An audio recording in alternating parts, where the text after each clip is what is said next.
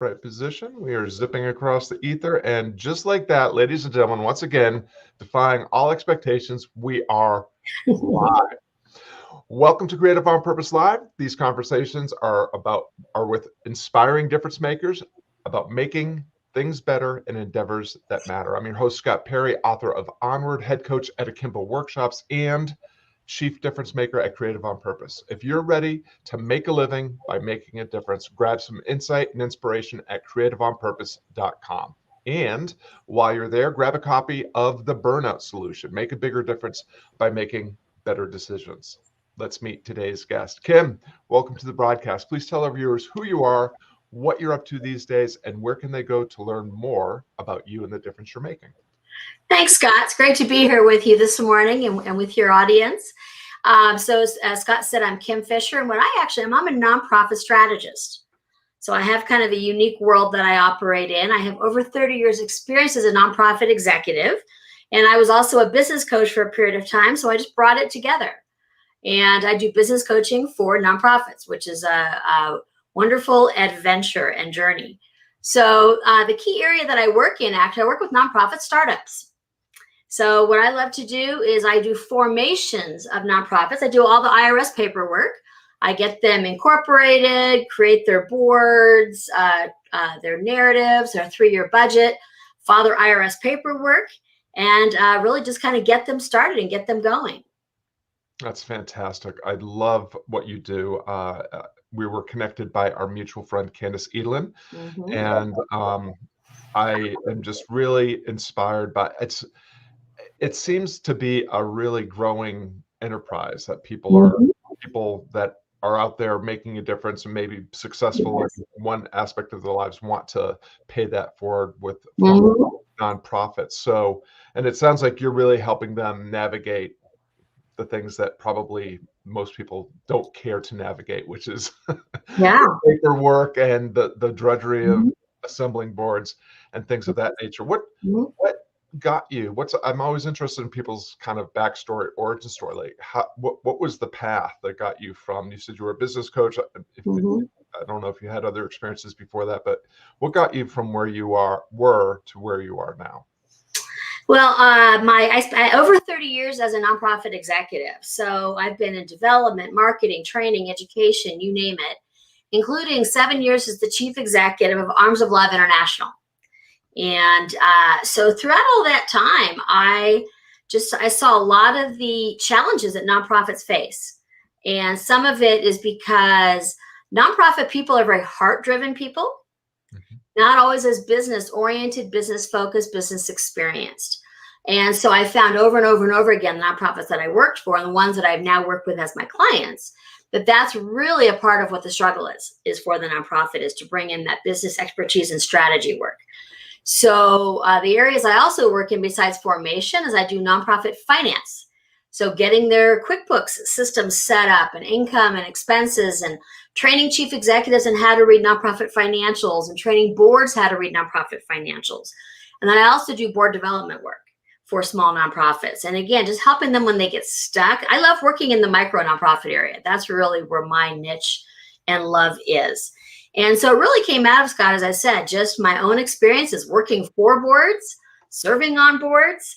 And my passion is really to help these people that are so heroic. People that start nonprofits are such heroes, to be able to start off on the right foot in the best way that I can. They'll make their own mistakes.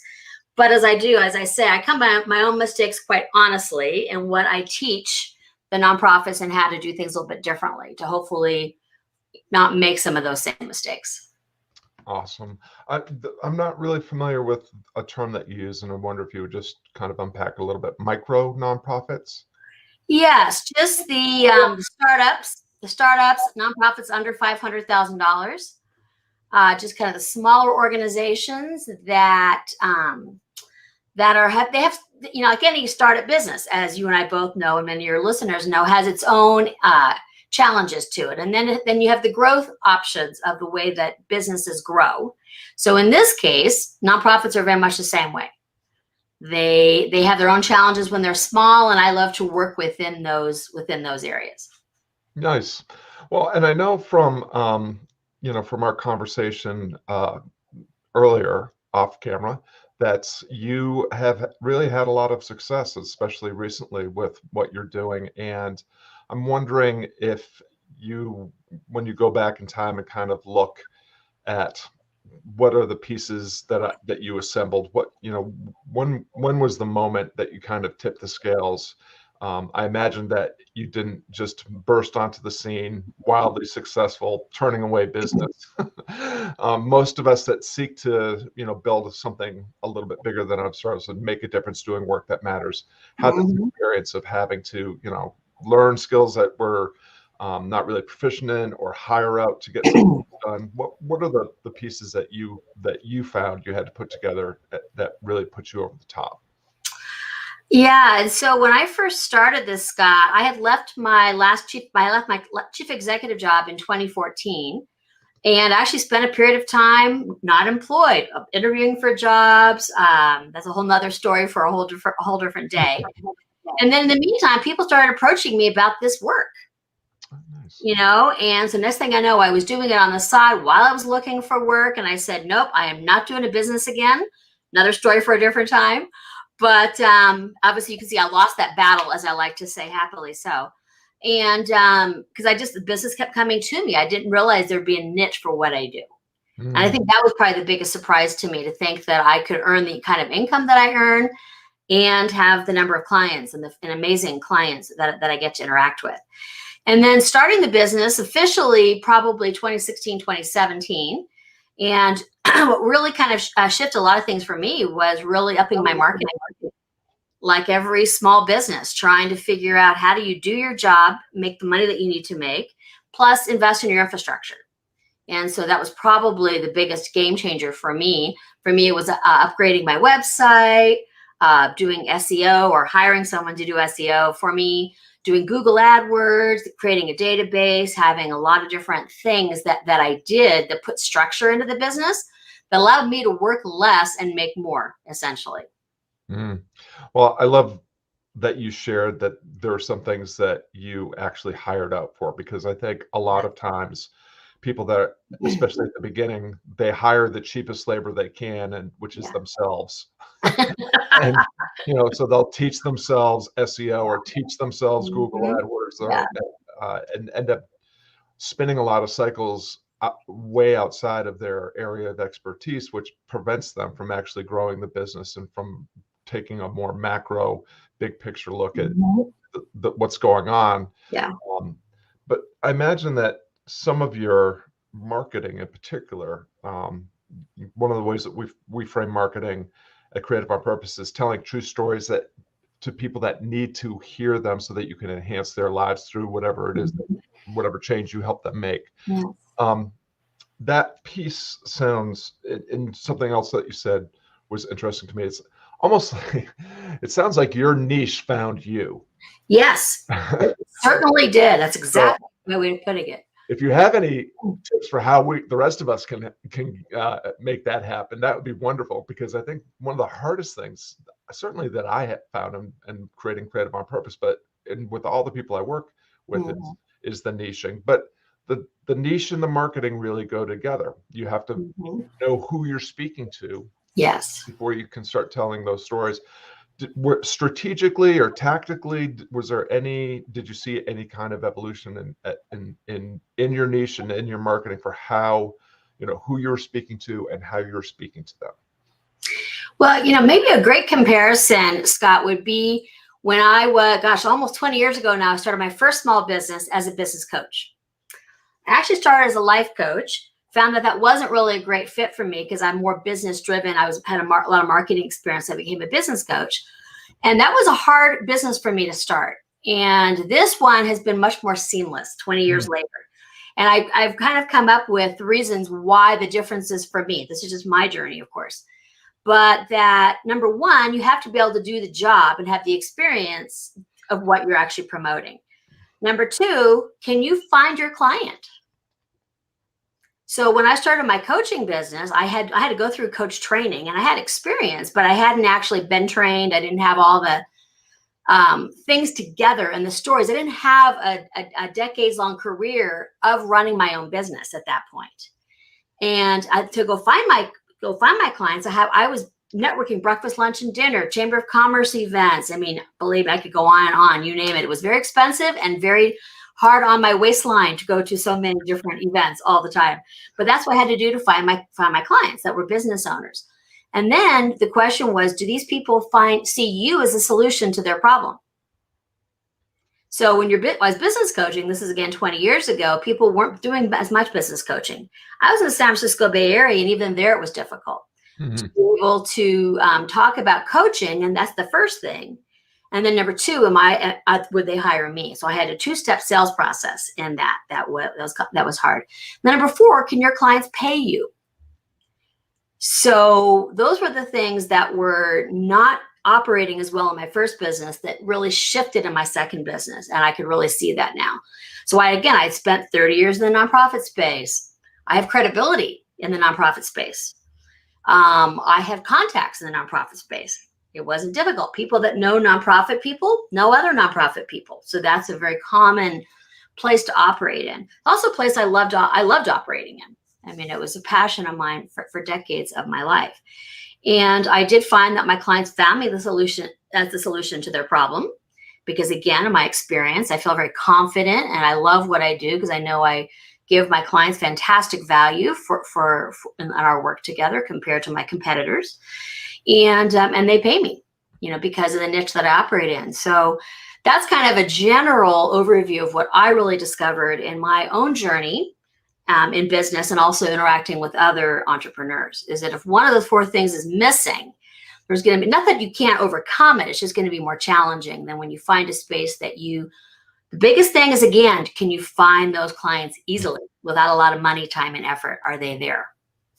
Yeah, well, I really appreciate you articulating that clearly. And so what I'm hearing is you started where you were with what you had and who you already know. And that piece in particular is really important to me because it's so often when clients will come to me, they'll say, well, I got to figure out how to, have a better presence on social media. And I always go, how is that part of your get started strategy? Like, how are you going to possibly, and especially at this stage in the game, engage with total strangers in a way that so thoroughly delights them that you earn their awareness, their attention, their trust, their permission, their enrollment, and their investment?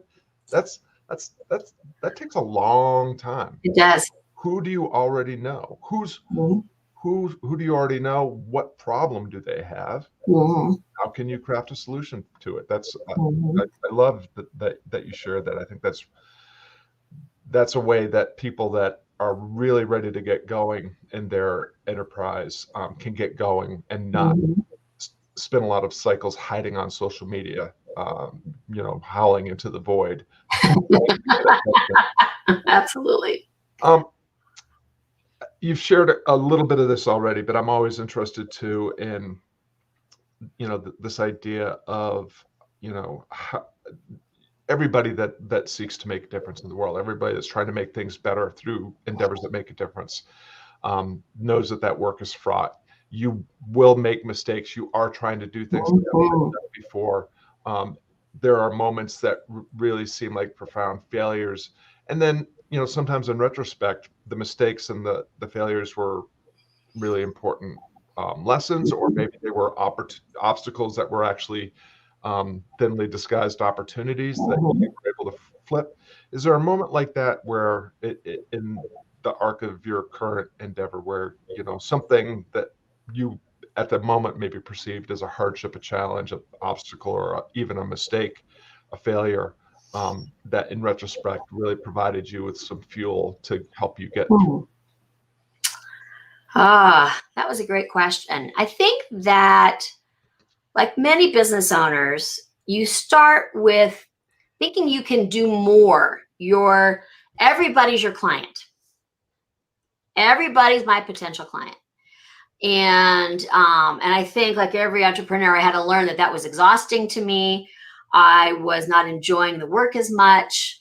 I wasn't providing as good of service that I felt that was outstanding, because there's certain areas, for an example, fundraising and grant writing.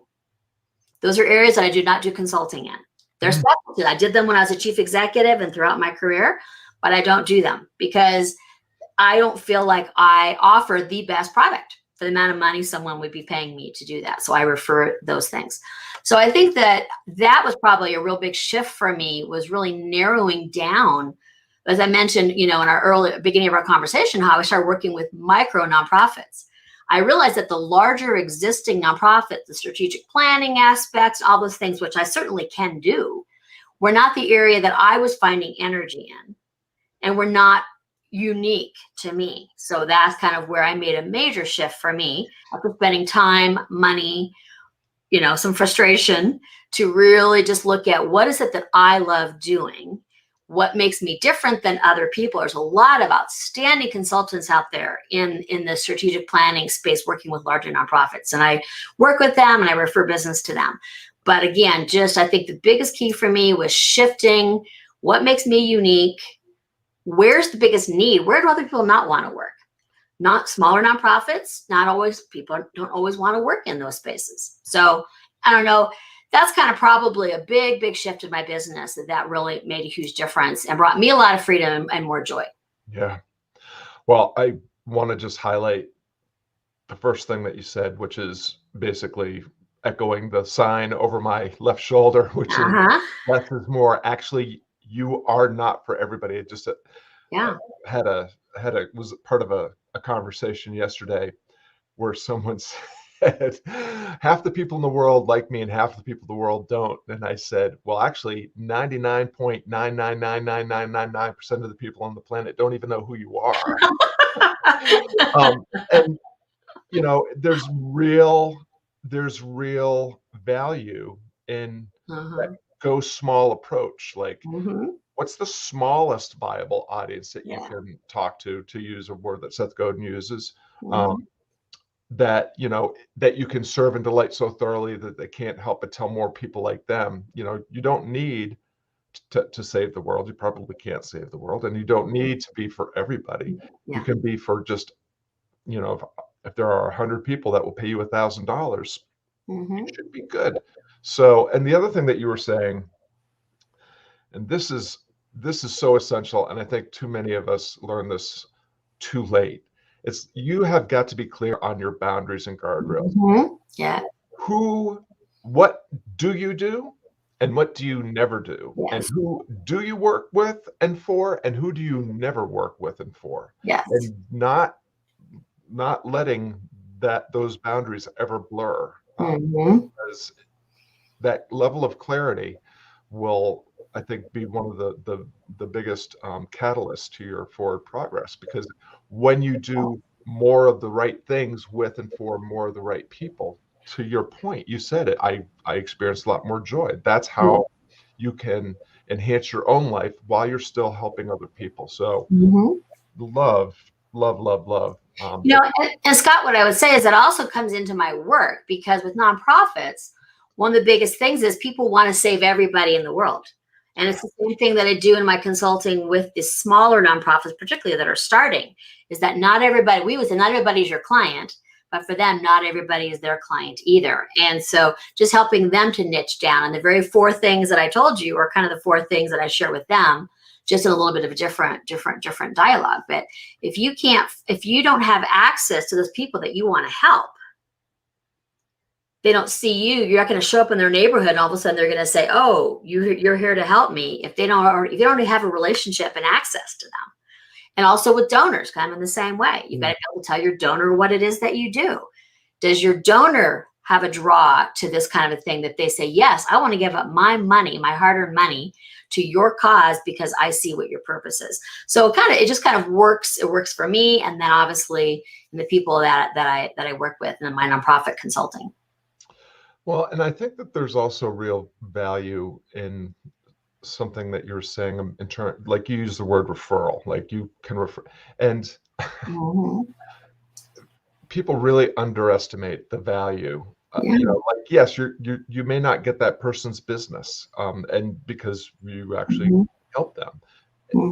When you refer someone that's the wrong fit for you to the right fit, not only do you get the good karma that might get you into heaven, you also get the reputation of being someone that is competent enough in who they are and what they offer, that you can turn people, not just turn people away, but turn them toward your quote unquote competitors, which are really just other choices. Exactly.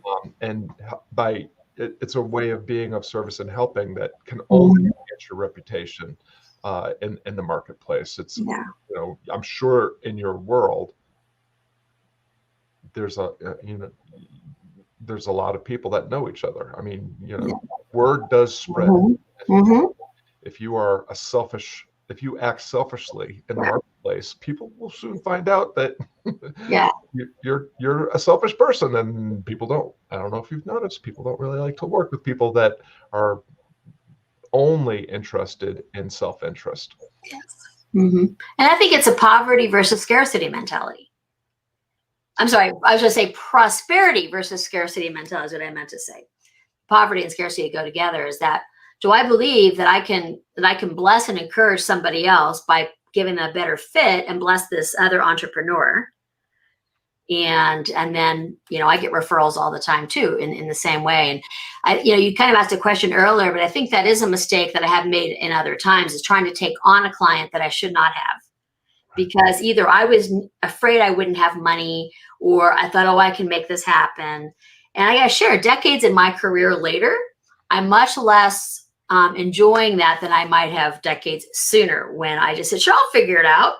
And I'm realizing that I love working in my lane right now. And that's where my joy and peace is. So well, bring other people in and help their families prosper. So yeah, well, I love that you brought that up, because I think that applies even more broadly. And I know that you and I, just from we haven't spoken about this before, but I was looking at your profile on LinkedIn before we got on, and I know that you have some investment in DEI and trying to help broaden opportunity and create more opportunity, you know, diversity, equity, and inclusion.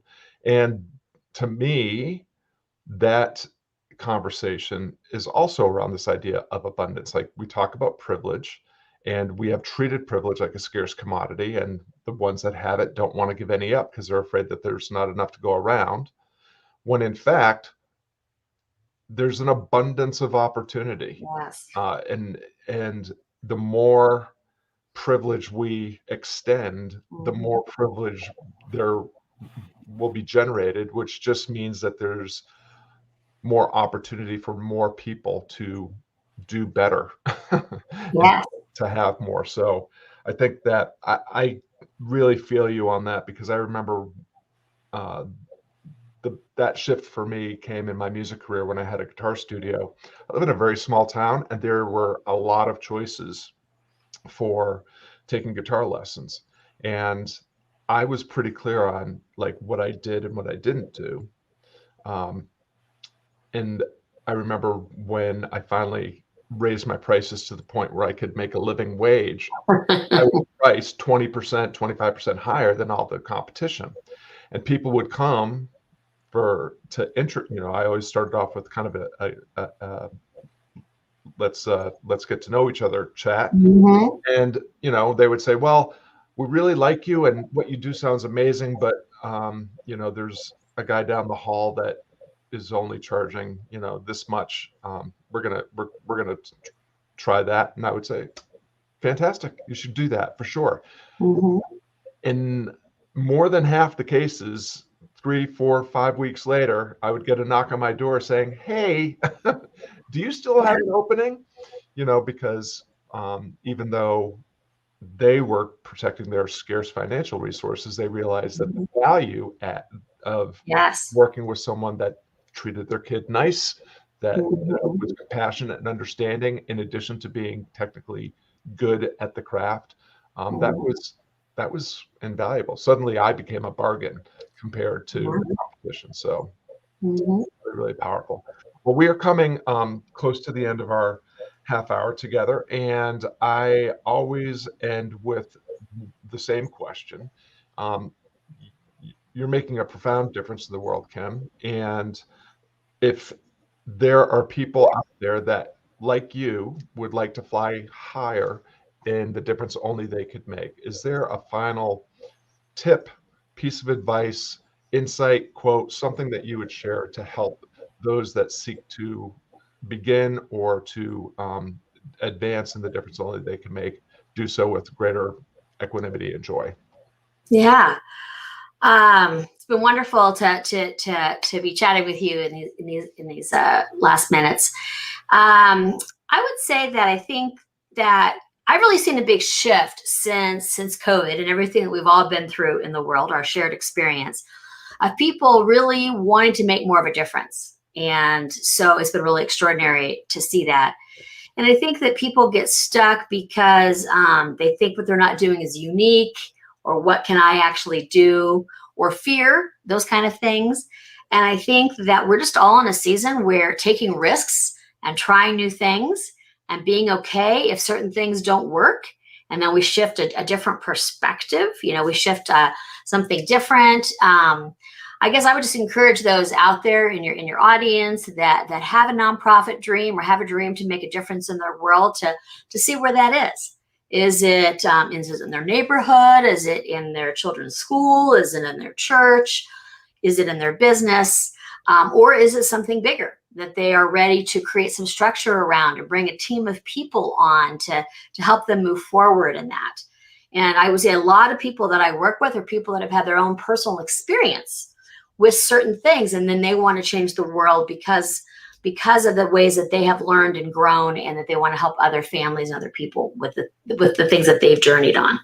So I'd always love to chat with anybody that wants to consider making their dreams a reality and creating some structure and moving forward and creating a nonprofit, or just someone who wants to talk about some of these issues. I'm always available for that. Obviously, with my website here, I do offer a discovery call, and would love to talk to anyone that is interested in chatting more. Really appreciate that. Love that you highlighted the opportunity even in the last couple of years during the pandemic. I think you are absolutely right. It reminded us that we took a lot for granted, and that basic human needs, wants, dreams, and desires like connecting, hugs, handshakes, we I think all got a much deeper appreciation for that over the last couple of years. So I love that you shared those reflections. And so we want to thank everyone for tuning in. Kim and I really appreciate you lending us your valuable time and attention, and hope that today's broadcast motivates you to lean into an endeavor that matters with greater curiosity and courage. You can learn more about Kim Fisher right down there at her website, visioncatalyst.org. And of course, it's always great to see you at creativeonpurpose.com as well. Now, take the insight and inspiration from this conversation and keep flying higher in the difference only you can make. Kim Fisher, thank you so much for sharing your experience and wisdom with us today. Thank you, Scott. It's been great to hang out.